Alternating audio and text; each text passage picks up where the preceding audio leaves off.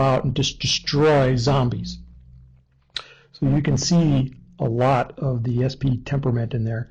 And then the one on the bottom right-hand corner, this is, I associate it with the SJ temperament, and it has to do with resources. You know, spreading your wealth, taking resources from one pile and moving it into another location. So you can see, if you know the values, you can associate them with the temperaments. Okay, the next big key is that people of a similar temperament are drawn to each other. And so if you see two people together and you can't type one of them, to say one of them is the one on your left is your prospect, or the one on the right is the prospect, but you can see a person they're standing next to, and you can type them. Say there's something very obvious about what they're wearing, or how they do their hair or their facial grooming. If you can type that person, there's a good chance that the person standing next to them has the same type, because likes attract. It's not like a magnet where they repel. These actually, they attract each other. And you see a lot of this in the mates people select. I'm an SJ, so my wife happens to be an SJ also. Because likes attract. They share the same values. Because they share the same values, they like each other, and they feel comfortable being around them. So always try to remember, likes attract. Another way we can type somebody is to ask somebody else to describe the personality of the prospect that you want to know what their type is. So say you're a door-to-door salesman, and you walk into a business, and you're talking to the receptionist, and you ask the receptionist, what's your boss like? What's his personality like? I find that this gives so much information, because people are remarkably accurate when describing somebody else. They never lie about somebody else's personality, except politicians. So if they're a standard person, if they're not a politician, they're going to give you an honest assessment of somebody else's personality type. What's he like? Let me give you an example. Someone asked, "What's Steve Jobs? What was he like?" And the answer they gave was, Steve Jobs was a demanding perfectionist who always aspired to position his business and their products at the forefront of information technology industry by foreseeing and setting trends, at least in innovation and style. So what jumped out to me was those words, demanding perfectionist, because I associate that with the value of being in self-control. He wants to control his environment. And so I would say that Steve Jobs, based on this assessment that somebody else gave of him, is an NT, or that was his preferences. I'm going to grab a little drink here. So up to this point, we've been building clues. All the clues are starting to stack up. We got a ton of clues because there's so many clues in the environment. So now we have to start eliminating mismatches. What temperament are they definitely not in? Because if you can eliminate one temperament, the odds of being accurate with the remaining three are much greater. And you can always eliminate one or two. And it's really, and I think, personally from my standpoint, it's easy to eliminate one or two, which leaves you just two left to choose from. And so, one of the clues that we can use is persona. How are they dressed, so that what they want other people to think of them. I'm dressed business-like, so I want people to think of me in a business-like manner. And these are stereotypical characters, but they are actually pretty good at pointing to the temperament of somebody. Here are some stereotypical personas that I just wrote down, and I kind of categorized them into the 4 different temperaments. And I'm sure that you have your own, and you'll hear other people talk about, your prospect, and they'll throw him into a category. He's such a bean counter. So if I say, if I hear that, then I'm thinking, okay, he's either a logistical bean counter or maybe strategist, but he's definitely not the morale officer kind. And it's the same way with, if somebody says, oh, he's such a rebel, I'm automatically thinking, maybe the warrior type, that the SP preferences. These are just some of them. There's many more, and just kind of categorize them because they are useful in typing other people. Carol asks, what's an emo? An emo is, I think of the emo as a young, typically 16 to 24-year-old person that it's emo is shortened for emotional. There's the anime industry, which is a cartoon industry that came out of Japan. In the anime industry, the cartoons have these huge, gigantic eyes, and they always kind of like their hair kind of covers one eye. So you see one huge eye, and their hair is blocking the other one. And that's what I think of when somebody says emo. Emotional person. And they're prototypically, of the NF temperament. And Carol Shoemate asks, I wonder, do NFs use emoticons more than other temperaments? And I would say, in my, perspective, yeah, they probably do. So if somebody's writing you on Facebook and there's the little emoticons, that is a indicator. It's a clue that you might want to think towards the NF type. Okay, now we're going to the physical clues, and the question always comes up is, can you read type on a person's face? And this is besides the facial hair and how they're made up, because those are big clues, because those were active decisions that the person made themselves.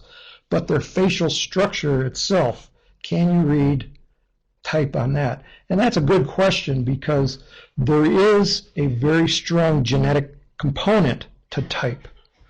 And we know this because of identical twins. Particularly identical twins that have been separated and grew up in different environments. Even though they grew up in different environments, they share basically almost identical personality types, or at least the Myers-Briggs types. So there is a very strong genetic component to this. And so the question is, can we read a person's type on the person's face? And there is some evidence that you can. Unfortunately, it's not a lot of evidence, but there is some. And then I'll go over two keys that I've found that I use, but they're not very reliable. So you always have to look back and step back and see, try to pick up their values. The first clue is, and it has to do with the thinking or feeling preference. We see a picture here. The top shows a woman and the bottom shows a man. And if you just look at the top face of the woman, on the left-hand side is a woman that has, and these were computer generated, so they specifically tried to make the woman more feminine. And then on the right side, it was changing the shape of the face to look more masculine.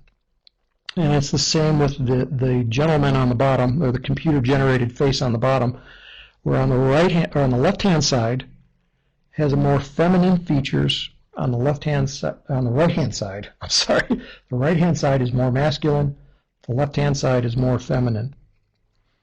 And this is a good indication of the thinking or feeling preferences. A masculine appearance is associated with higher levels of testosterone in the body. And higher levels of testosterone is associated with a thinking preference. So if you see somebody with a masculine looking face, my mind automatically goes to that person has the thinking preference. And if it's more feminine looking, it is more feeling. You know, F and F, those kind of go together. So they're really easy to remember. Feminine is equating to the feeling preference, where the masculine is equated to the thinking preference. And what this does is this allows us to eliminate one of the personality types right off the bat, because we have NT or NF. So we have a T versus an F. So if they have a feminine looking face, I'm immediately going to eliminate they can't be an NT. Or if they have a masculine looking face, like mine, I'm going to eliminate the NF. Can't be an NF. So this is a good clue to look at. But the problem is, and this is the problem with a dichotomy. A dichotomy, when we think of dichotomy, thinking versus feeling, we think of a light switch. It's either on or off. You're either thinking or feeling, and that's really not the case. It's more like a dimmer switch on a light switch. You can be on all the way, off all the way, or somewhere in between. So now what happens, is if somebody's in the middle, in that middle block, in that, you know, if they're in the middle of the continuum, can you tell by looking at their face whether it's feminine or masculine? And that in my perspective, that middle 50% is very difficult to tell. So then I can't use this clue at all. If I can't tell if they're masculine or feminine, I'm just gonna throw out this little piece of evidence. But there are other people that you can definitely say this is a masculine looking face. A masculine looking face has a more squared off jaw, a more pronounced brow line, cheekbones that kind of go outward, where feminine is softer and rounder. So there are definitely some people, of both sex types that you can say they're either feminine, they have feminine features or masculine features. People prefer the feminine look. Bosses, people say, what's your boss like? And if he has the F, they like him better. It's just, study after study has proven this. People prefer this feminine looking more than the masculine looking. The other problem with this clue is that as people age, their skin sags. Gravity sucks. It makes your face sag. Stress changes your face. If you put on weight, and everything looks puffy, and that masks the bone features of the face. So as people age, it gets harder to use this clue. Personally, when I can type somebody, if they're under like 45 years old, I can type them pretty easy. But once they hit that around 45 years old, and if I'm looking for a masculine or femininity in their facial features, it's very hard to tell. So I can type young people pretty easily, but the older they get, the harder it gets. The second facial clue is what's called the facial width to height ratio, and it's found by dividing the distance between the earlobes divided by from the upper lip to the middle of their eyebrow. And what scientists and psychologists have studied is how does this relate to the person's traits. And one of the studies they did was they looked at people playing, or gentlemen playing hockey, professional athletes, and they They took pictures of all the athletes, so they measured the facial width to height ratio. So if it's a high number, that means their face is wider than it is tall. So people with a higher facial width to height ratio, what they found was that they spent more time in the penalty box in hockey. And from this, they said that people with high facial height to width to height ratios are more aggressive. Now, I disagree with the word aggressive, but it does point out, I call the hockey players that spend a lot of time in the penalty box, I call them the enforcers, because basically somebody on the opposite team did something bad and they're going to let them know that they didn't like it. So that they're not really aggressive, it's just they're more forceful. Because if they're more aggressive, if the wider face meant you're more aggressive, our prisons should be filled with people with big fat faces. And that's not the case. It's almost opposite that. So there's no evidence that these people are actually more aggressive. But here's a curious thing. They did another study, and they went back into World War II, and they went back into the history books. And they went back to Finland, because Finland kept really accurate records, not only of the soldiers during the war, but what happened to them after the war. And they took 795 soldiers, and they looked at their records. And they went to the yearbook, and they measured the facial width to height ratio. And then they said, okay, what rank did those soldiers achieve in the military before they got out? And then also, how many children did they have after the war? And it was a kind of a curious little piece of information. What they found out was this little chart here. It's like, okay, what's the highest rank that these men made in the military? And what they found out is that if the people that had the wider faces versus the height, the wider they were, the more likely they were to be enlisted and not make it into the ranks of officers. The more narrower the appearance of the face was, the more likely they were to be an officer. So on this little chart here, if you had a facial width to height ratio of 2.6, that means it's 2.6 wider than it is tall. You're looking at probably 90% chance that you're going to be an enlisted person and never make it into the ranks of being an officer. So skinny faces equals the higher probability of being a senior officer. And what they did is they equated this to IQ, because you want your officers to be pretty smart people, right? So they assume that skinnier faces mean higher IQ, and fatter faces mean lower IQ. Okay, I don't know if that's true or not, but here's what they also found out. Then they looked at the number of children that these men had after the war.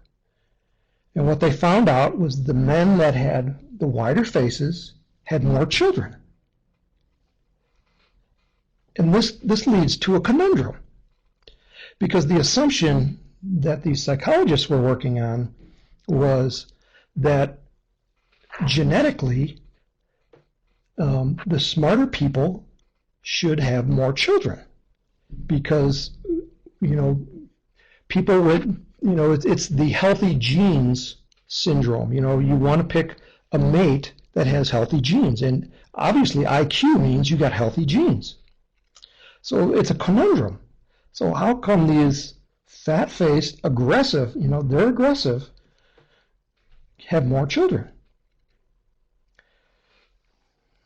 Okay, so they couldn't figure this out, and I think I figured it out for them.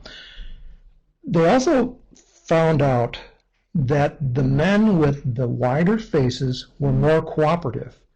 And when I heard that word cooperative, a light bulb went off in my head, because I remembered reading something in David Kersey's books where you have the people that cooperate, and there's the abstract and the concrete cooperators. And the concrete cooperators are the SJs, and the abstract cooperators are the NFs. And another trait that they found, and this was from a different study, is they looked at the men that ran big banks, Fortune 500 banks. And they did the same thing. They measured facial width to height ratio. And they found out that the wider the face, the appearance wider face, that their banks consistently had higher profits. So this is a stock tip for you, is, go look at a picture of a banker, and the one with the wider face, or appearance of the wider face, that's the one you want to invest in, because they have higher profits. So I equate this to the SJ. A high width to height ratio is a probable. I'm going to say probable. I can't nail this down for sure, because they haven't done an exact study yet, but I assume that they will eventually, is the person that leans towards being an SJ. Now, it's hard to detect without a lot of staring at somebody. So, if you're like me, I don't feel comfortable staring at people directly in their eyes. But over time, you can kind of figure out, with the height ratio. And you also have to remember there's the continuum issue, too. Remember before, between F and T, there's a continuum. And just because somebody has a wider face doesn't necessarily mean they're a strong SJ. It leans that way, but not necessarily. Okay, I see Carol Linden has a question. Is the shape of their face or the expression on their face? When we're talking about the width to height ratio, it's the physical shape of their face, because it doesn't change. Now, you can smile and you can bring it up, and you can also raise your eyelids up. I don't know if you can see on my screen. I'm raising my eyelids up. You can raise them up and you look. That changes it. But in a neutral expression, and you always want to type somebody in a neutral setting, where they're not being influenced by outside sources. So in a neutral setting, that's when you want to get, and pictures in your books, sometimes if they're smiling too broad, bring in their upper lip up, it's going to change the ratio. So you want to get it into a neutral setting. So up to this point, everything we've talked about are visual clues, things that you can actually see. I'm a sensor, ISTJ, so these kind of clues appeal to me because I can see them. But at this point, you're probably about 80% there in typing somebody, and I want to be 100%. So I need some more clues. So how do we nail it down? What's that final clue? And the final clue, the final arbitrator, is their values. Remember, decisions determine behavior. So if we're looking at their behavior, it points back to their values and their decisions that got them there. So I'm always thinking in my head, what are they doing? What are they saying? And I'm listening for their values, because I want to pick up on their values, because that's the final arbitrator. And determining values takes longer than a visual look. But it's the only way that you can be absolutely sure of the prospect's dominant personality temperament. And one of the things that I look for is the kind of questions they ask me. So up to this point, it's been all visual. And this is good from a salesman's perspective, because if you own a retail store, a customer walks in the door, you got a lot of information coming at you. But now, at this point, now we're starting to engage them. So 80% of the way, before I'm even talking to them, I'm sure what personality type they lean towards. Now I want to be absolutely sure. So now I have to start interacting with them. And I'm looking for, their values and particularly what questions they ask, because their questions always relate to their values. So if they ask me, how are your kids doing? Okay, I'm thinking, okay, what value are they asking about? And it's probably a relationship. There's a little bit of context going on there at the same time, because a lot of business meetings are, people just say things out of habit. They just automatically shake your hand, where typically they might not if they were a friend of yours. I also listen for rhetorical questions, because these are really good about leading directly to their values. At the election the other night, in the state of Oregon, one of the congressional districts, the candidate died a week before the election, but his name was still on the ballot. And they actually voted in to Congress a dead guy. And I was listening to the radio station that was announcing this, and the announcer said, what were they thinking when they voted for a dead politician? And immediately I said, that's a rhetorical question. Rhetorical questions are good for determining somebody's values. So what value are they talking about that relates to their own personal value? And this has to do with, I think, probably being an NT or an SJ, because they want, it's for an SJ, it's a logistical thing. But voting for somebody that can't take office, logistically, that doesn't make sense. Or from an NT standpoint, this is about the system. How come the system broke down? So I'll go through a couple of examples here. So this I got off a blog post of somebody, and we'll read it through and we'll try to figure out what type of personality they are by listening for their values. So imagine somebody walks into your store and you're talking with them, just small talk, and they say something like, but the idea of competition didn't start or stop in high school. I don't know if it got worse, but it certainly didn't get better in college. Then there was graduate school. Even while we all slaved away at our internships, one of the most common questions my classmates asked one another was, how many patients do you have?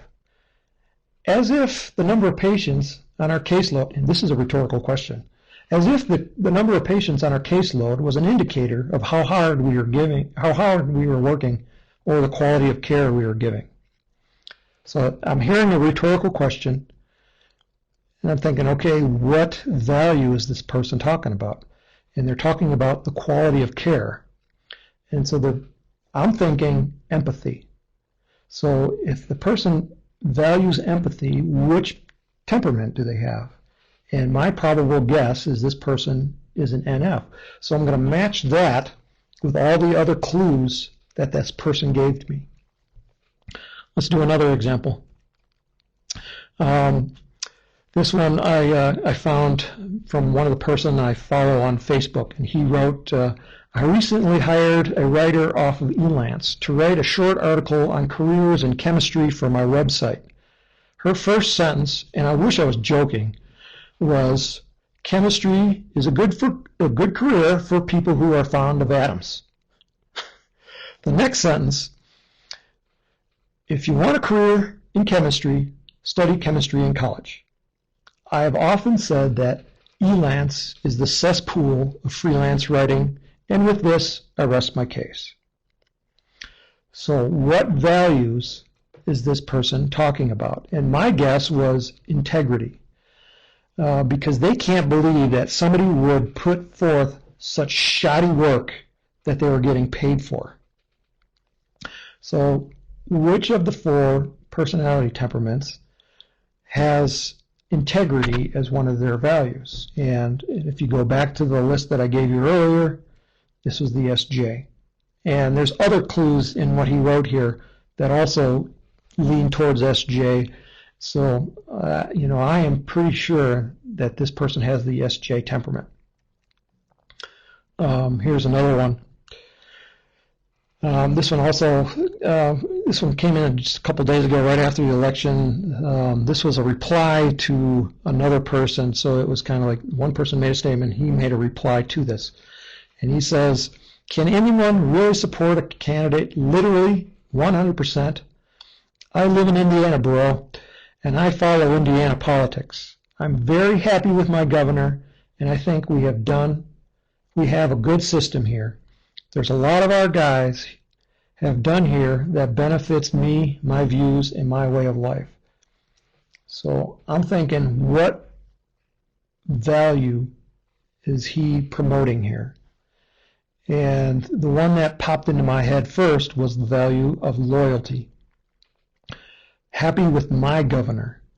A lot of our guys have done here that benefits me. So he's talking about being loyal to the people that helped him. So which of the 4 personality temperaments values loyalty the most? My probable personality assessment is that this person has the SP temperament.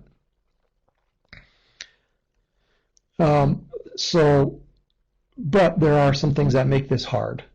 The difficulty occurs when the clarity of the preferences are not high. You can see here on my graph, this was mine. I'm an ISTJ, and I remember I said at the beginning, my clarity of the S preference is not very high. Sometimes you might think of the clues that I give off are sensing. Other times they might be intuition. I say that I'm in the SJ temperament, but then I give off clues, other clues that might indicate that I might be in the NT temperament. Because you can see if my S is low, it switches from SJ to NT. So you're kind of looking at a person and you're trying to figure out where they are, but you're looking through a foggy window and you're not sure exactly where that dimmer switch is located. You know you can definitely tell if it's either top or bottom, but when they're in the middle, it's a lot harder. So they can give off a lot of false clues, and they're not really false clues. It just means that their clarity is in the middle somewhere, and because the continuum allows this. And so basically, you got to remember that. I just lost my train of thought. Their preferences tell you what values that are associated with that. So now if I have 2 kind of preferences, I've got an overlap in values. So I have 2 sets of values. Mostly I'm over here, but sometimes I'm over here, and they kind of overlap. But this is not a bad thing. Everybody wants to be 100% sure they're one way or the other. It's the dichotomy thing. It's a light switch. Are you this or this? But if they're in the middle, this is actually good, especially from a salesman's point of view, because now they have 2 sets of values, and you can use both sets of values, and they'll still be comfortable with you. So don't worry about being 100% accurate. In sales, you only have to be better than 50-50. And to put that in perspective, if you've ever been to Las Vegas, in Las Vegas, the casino's odds are only 2%. 51% of the time, they win the bet. 49% of the time, they lose the bet. So a 2% advantage in being right builds billion-dollar casinos. But what I've shown you here, with practice, you can be a lot more accurate. You might be right 80% of the time. So you have a 30% advantage. And with this 30% advantage, it can translate into a lot higher profits for your company. Also remember that the clues add up incrementally. The more clues that you take in and process, the higher your accuracy will be. And then finally, never tell somebody that you're typing them. As they walk in the door, you can type them in your mind. Just Keep your lips shut, because the minute you tell somebody that you're typing them, they think that you're putting them into a little box. And nobody wants to be put into a little box, and it changes the whole dynamics. Because as soon as you put them into a little box, they think that you have control over them, and nobody wants to be controlled. So they're going to resist everything that you do from that point on. And I've learned this from experience too many times. So now being an introvert, it's easy. People that are more extrovert might have a little bit harder time, saying that I typed you. But just, from experience, just keep your mouth shut. Don't tell anyone you typed them.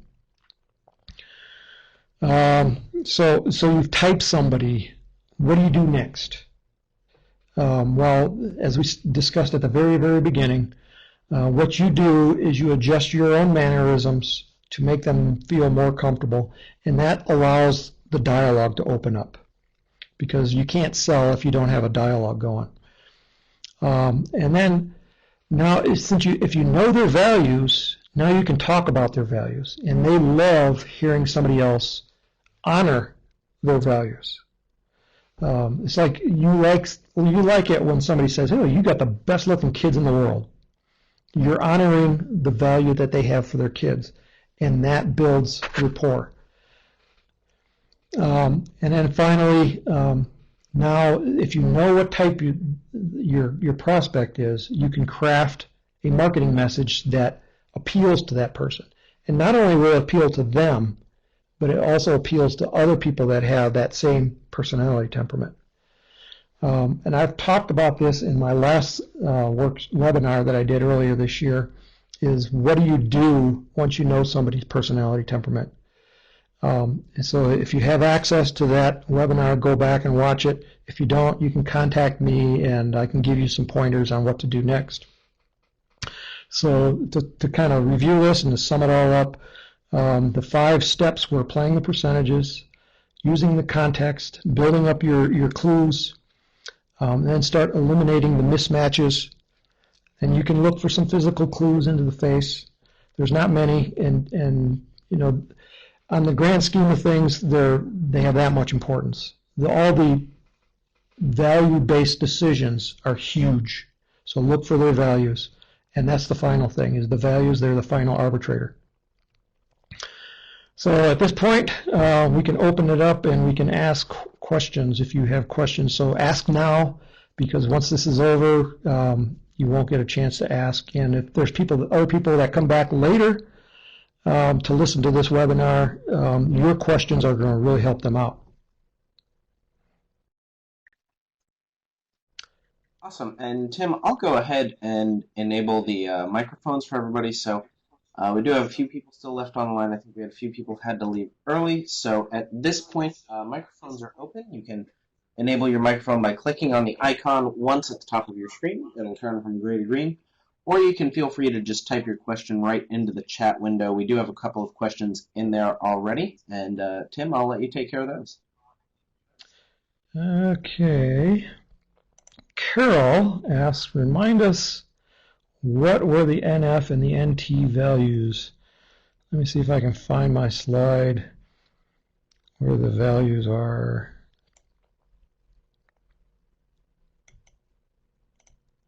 Okay, this is the NT goals. They value goals. They value pragmatism. They value efficiency. They value logic. They value open-mindedness. They value accomplishment. And they fear being misled. They value systems and how systems operate. They value the tiny details. They don't trust even other experts. And they value categories. And they value self-control. The NFs, they value purpose. They value harmony. They value empathy. As you can see, the sun just came out here. My face is all white now. They value empathy. They value relationships. They value consensus. They value the universal truths of harmony. They value spiritualism. They value word magic. And they value broad-mindedness. So does that answer your question? These are, when I consider these lists of values, this is top secret stuff. I don't want my competitors to know, what I'm looking for. So keep the list of values to yourself. And fortunately for me, this is just the smallest. There's a lot more values in this. I just had to pick out some to talk about here. And I'm working on a book about selling, and it's going to be titled something with the word values in it, because the values are so important. From Jay, that was, while type doesn't change, can visual/value clues be situational and change depending on circumstances? The example Jay gave was like, for example, under stress. Under stress. I like it when people are under stress because their values come out. In the last webinar that I did, I linked values, fears, and anger. They're all linked together, like a chain. If you know their values, you know their fears. If you know their fears, or if you know their values, you also know what triggers their anger. And here's the short answer. Fears triggered in somebody when one of their values is threatened. So let me give you an example. So you say you value your children, and your child gets sick. As a parent, you feel a lot of fear, because what you fear is what you value might be taken away from you. So now let's put it into, let's go back to this other slide here. This one here.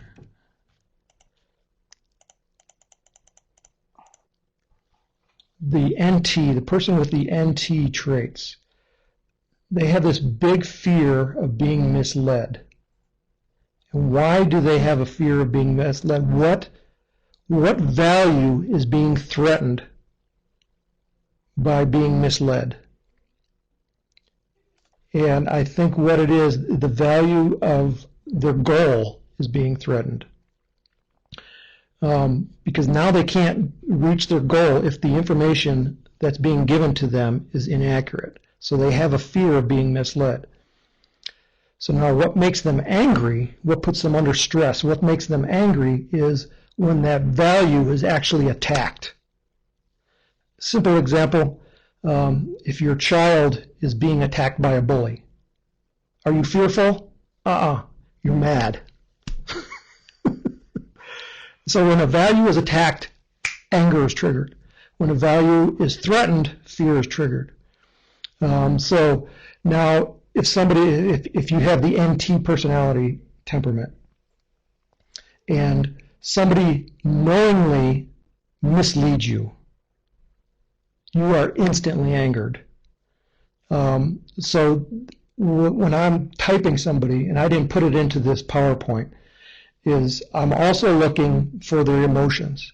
I want to see what they fear and what they get angry about, because those point back to what they value. Does that make sense?